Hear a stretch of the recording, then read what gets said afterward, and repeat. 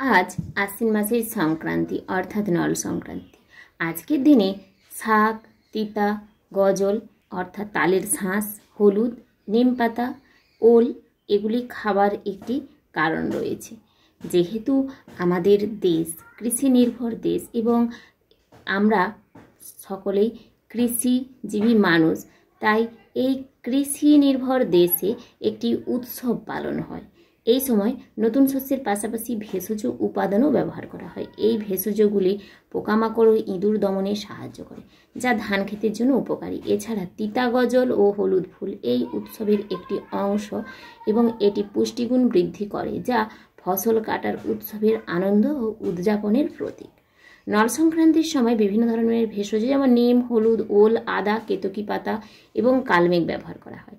এই উপাদানগুলি পোকামাকড় তাড়াতে এবং ধান গাছের স্বাস্থ্য ভালো রাখতে সাহায্য করে। এই উৎসবটি গ্রাম বাংলার কৃষক সমাজের একটি লৌকিক উৎসব। এই সময়ে নতুন শস্যের পাশাপাশি ভেষজ গ্রহণ করা হয়, যা এই উৎসবের অংশ হিসেবে প্রচলিত। নতুন ফসল এবং ভেষজ উপাদান গ্রহণ করে শরীরকে সুস্থ রাখা এই উৎসবের একটি গুরুত্বপূর্ণ অংশ। তিতা গজল, হলুদ ও শাকের মাধ্যমে পুষ্টিগুণ সমৃদ্ধ খাবার গ্রহণ করা হয়। এই সময়টা ধান খেতে ফুল ধরার সময়, তাই ধান গাছকে গর্ভিণী জ্ঞানে পূজা করা হয় এবং সম্পদের অধিষ্ঠাত্রী দেবী লক্ষ্মী দেবীর আরাধনা করা হয়। এই আরাধনা ও ভেষজ গ্রহণ এই উৎসবের একটি অবিচ্ছেদ্য অংশ। কথিত আছে এই উৎসব বা এই অনুষ্ঠানের মাধ্যমে কিংবদন্তি ডাক পুরুষের আশীর্বাদ লাভ করার কামনা করা হয়। পশ্চিমবঙ্গের বাঁকুড়া, বর্ধমান, মেদিনীপুর, নদিয়া, উত্তর ও দক্ষিণ চব্বিশ পরগনা, হাওড়া, হুগলি জেলাতে এই উৎসবগুলি পালন করা হয়। তবে প্রথাভিত্তিক সব জায়গায় আচারগুলি আলাদা। বাংলার কৃষক সমাজের বিশ্বাস, অতীতে বাংলায় একজন খুবই বলবান এবং মন্ত্রশোধী জ্ঞানে পরিপূর্ণ একজন মহাপুরুষ জন্মেছিলেন। তিনি প্রতি বছর এই দিনটিতে অর্থাৎ আশ্বিন মাসের সংক্রান্তির আগের দিন রাতে নির্দিষ্ট শুভলগ্ন অনুযায়ী লাঠি ও জ্বলন্ত মশাল হাতে বীরত্বব্যঞ্জক ভঙ্গিতে ভয়ঙ্কর শব্দ করতে করতে বিধাতা পুরুষের কাছে যেতেন এবং তার কাছে আমাদের এই পার্থিব মানুষদের শারীরিক ও সাংসারিক দুঃখের বিষয়গুলি ব্যক্ত করে সেসব দুঃখ থেকে পরিত্রাণের উপদেশ ও আশীর্বাদ মর্তধামে নিয়ে আসতেন। পৃথিবীর মানুষের সংবাদ নিয়ে স্বর্গধামে গমন করতেন বলেই তার নাম ডাকপুরুষ। আবার কারো কারো মতে আশ্বিন সংক্রান্তির পূর্বরাত্রে নির্দিষ্ট সময়ে পল্লীবাসীকে ডেকে উন্মুক্ত প্রান্তরে নিয়ে গিয়ে শারীরিক কসরত বা ব্যায়াম এবং মন্ত্রৌষধির শিক্ষা দিতেন। অনেক পণ্ডিতের মতে এই ডাকপুরুষ পূর্ববঙ্গের মানুষ ছিলেন। ডাকপুরুষের স্মৃতিকে জিইয়ে রাখার জন্যই এখনও বাংলার কোনো কোনো অঞ্চলের যুবক ছেলেরা বছরের ওই দিন মাঠে গিয়ে সারাদিন লাঠি খেলা, মশাল জ্বালানো, ক্রীড়া কৌতুক, কুস্তি ইত্যাদি করে থাকেন এবং রাত শেষে নদী বা পুকুরে স্নান করে পাত্র ভরে ডাক জল নিয়ে বাড়িতে আসেন। কৃষক পরিবারের প্রত্যেকে নিম পাতা, তাল শাঁস ও ওই জল পান করেন। তাদের বিশ্বাস এটি হলো ডাক পুরুষের আদেশ বা বাণী এবং এতে সারা বছর তাদের শরীর স্বাস্থ্য ভালো থাকবে। অনেক জায়গায় ধান খেতে লৌকিক দেবী গার্সে ষষ্ঠীর পুজো করা হয় এবং ভোরবেলা ধানের ডাক দেওয়া হয়। ওই দিন সমস্ত কৃষিকাজ বন্ধ থাকে। উৎসবের ৩-৪ দিন আগে থেকেই বাছাই করা শুকনো পাটকাঠি আঁটি বেঁধে রাখা হয়। উৎসবের পূর্বরাত্রে মশাল জেলে গ্রামের কৃষকরা ঘুরে বেড়ায় এবং ওহো ওহো শব্দ করে আনন্দ প্রকাশ করে। সকলে প্রজ্বলিত মশালের শেষাংশ একত্র করে বৃহৎ অগ্নিকুণ্ড সৃষ্টি করে গা, হাত, পা, মুখ গরম করে। ভোরবেলায় অল্প বয়সী ছেলেরা বাঁশের লাঠি হাতে নিয়ে কুলো পিটিয়ে নিম্নোক্ত ছড়া আবৃত্তি করে গোটা গ্রামকে জাগিয়ে তোলে। ছড়াটি হলো এরকম: আশ্বিন যায় কার্তিক আসে, মা লক্ষ্মী গর্ভে বসে, আমন ধানে সার বসে, এপারের পোকামাকড় ওপারেতে যায়, ওপারে শিয়াল কুকুর ধরে ধরে খায়, হো হো হো।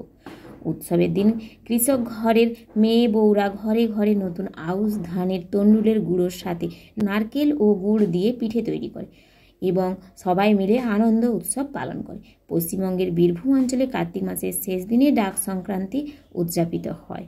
এদিন স্থানীয় আদিবাসীরা ধান গাছের কাছে গিয়ে বলে, ধান ফুলো ধান ফলো। বাঁকুড়াতে কার্তিক সংক্রান্তিকে মাথান ষষ্ঠীও বলা হয়। মেদিনীপুর অঞ্চলে ওই দিন ধান খেতে সরকাঠি পোতার সময় কৃষকরাও ছড়া বলে থাকে। অন সরষে শশার নাড়ি, যারে পোকা ধানকে ছাড়ি। এখানে আছে খুদ মালিকা, এখানে আছে ওল, মহাদেবের ধ্যান করে বল রে হরি বল।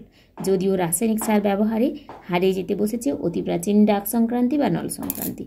নল সংক্রান্তির জন্য প্রায় 10 থেকে 15টি ভেষজ উপাদান দিয়ে তৈরি করা হয় বনজ। এই বনজ ভেষজ মিশ্রণটি বোড় গাছের পাতায় মুড়ে নল গাছে বাঁধা হতো ভোরে সূর্যোদয়ের আগে ধান জমিতে পোঁতা হবে বলে। লোকসংস্কৃতি ভাষায় এটাকে বলা হয় ধানের স্বাদ খাওয়ানো। বিগত 500-600 বছর আগে যখন সার, বিষ ইত্যাদি রাসায়নিকের ব্যবহার ছিল না, তখন এই নল সংক্রান্তির এই ভেষজটি ধানের উপকারে আসত, কারণ এর গন্ধে সমস্ত পোকামাকড় মারা যেত। অন্যদিকে জমিতে যদি ইঁদুর লাগে বা ইঁদুর থাকে, তাহলে নলের দড়িতে ঈগল বা শিকারি পাখি বসে ইঁদুর ও পোকামাকড় খেয়ে নিত। এতে নিম পাতা, হলুদ, ওল, আদা, কেতকী পাতা, কালমেঘ ইত্যাদি ব্যবহার করা হতো। কথিত আছে রাতে চাল ভাজা, ছোলা ভাজা খাবার সঙ্গে গান, ছড়া, কবিতার আসর বসত। তারপর শুক্রবার শিশির ভেজা ভোরে এই নলগাছ ধান জমির এক কোণে পুঁতে দেওয়া হয় ধান ফসলের একটি পবিত্র দিনে। হিন্দু বাঙালিদের যেমন একটি বিশেষ রীতি রয়েছে সাধ ভক্ষণ, তেমন মনে করা হয় এই দিন ধান গাছকেও সাধ খাওয়ানো হয়। নল সংক্রান্তির মূল উদ্দেশ্যই ছিল এই সাধ ভক্ষণ। আশ্বিন মাসের মাঝামাঝি থেকে কার্তিকের মাঝামাঝি হলো ধানের গর্ভকাল। নল গাছ এটি বহু প্রজনন ক্ষমতার অধিকারী। চাষিরা আশা করেন তাদের ধান গাছগুলোও নল গাছের মতো প্রজনন ক্ষমতার অধিকারী হোক। ডাক সংক্রান্তি বা নল সংক্রান্তি প্রথম পুজো হয় সারকুড়ে। তালের আঁটির ভেতরে সুস্বাদু কলতা এই পুজোর প্রসাদ। সারকুড়ে নল গাছকে পুজো করে জমিতে গাড়া হয়। পোতার সময় এলাকাগতভাবে নানা ছড়া চালু আছে। আকাশের জল, পাতালে নল, ধান ফলা কলকল। চাষি মানুষের আশা আকাঙ্ক্ষা প্রতীক নল সংক্রান্তি। জেলা ভেদে বা অঞ্চল ভেদে এই আঞ্চলিক পরম্পরার পালন রীতি ভিন্ন।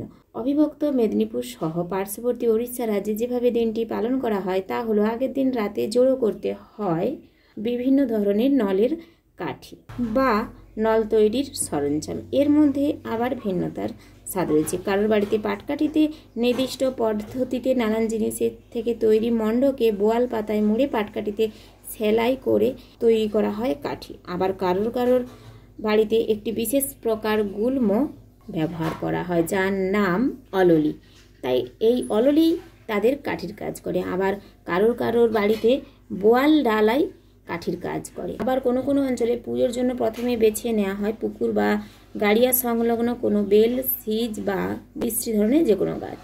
তারপর তার তলা গোবর দিয়ে ভালোভাবে পরিষ্কার করে নিয়ে সেখানে তৈরি করা হয় মাটির বেদি। সেই বেদির উপর কাঁচা মাটি সহযোগে তৈরি করা হয় দেবী মূর্তি। এই দেবী মূর্তির পদযুগল থাকে প্রসারিত এবং পায়ে হাতে পরানো হয় মাটির তৈরি অলঙ্কার।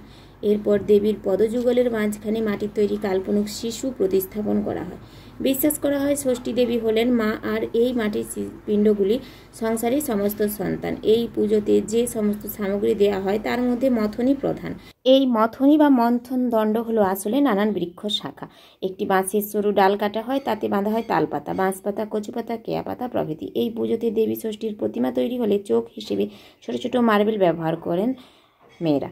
মাথাটিকে দেবীর পাশে দাঁড় করে রাখা হয়। কার কয়টা জমি সেই হিসাবে তৈরি করা হয় কাঠি। জমি বাদেও বাড়ির চাল, তুলসীতলা, পার্শ্ববর্তী শিবের মন্দির, বট, অশ্বত্থ গাছ, পুকুরঘাট, ধানের মড়াই ইত্যাদি জায়গাতেও পুঁততে হয় নল। আশ্বিন মাসে মাঠে মাঠে সবুজ ধান গাছে ফুলে ভরে ওঠে। এই অবস্থায় সম্পদের দেবীর আগমন বার্তা পৌঁছে যায় চাষির ঘরে। চাষিরা ভালোভাবে শুদ্ধ বস্ত্র পরিধান করে এক গাছি সর বা নল গাছ নিয়ে ভোরে ধান ক্ষেতের ঈশান কোণে প্রথিত করেন। এইভাবেই সর গাছ খড় গাদাতেও প্রথিত করা হয়। আতপ চাল, নানান ফল, মিষ্টি আর তালের শাঁস একসঙ্গে মেখে দেবীর উদ্দেশ্যে নিবেদন করা হয়। সর্বশেষে এক ঘটি জল মাঠ থেকে নিয়ে এসে গৃহস্থের সবার মাথায় ছড়িয়ে দেওয়া হয় এবং অবশিষ্ট জলটি ঘরের চালে ছড়ানো হয়।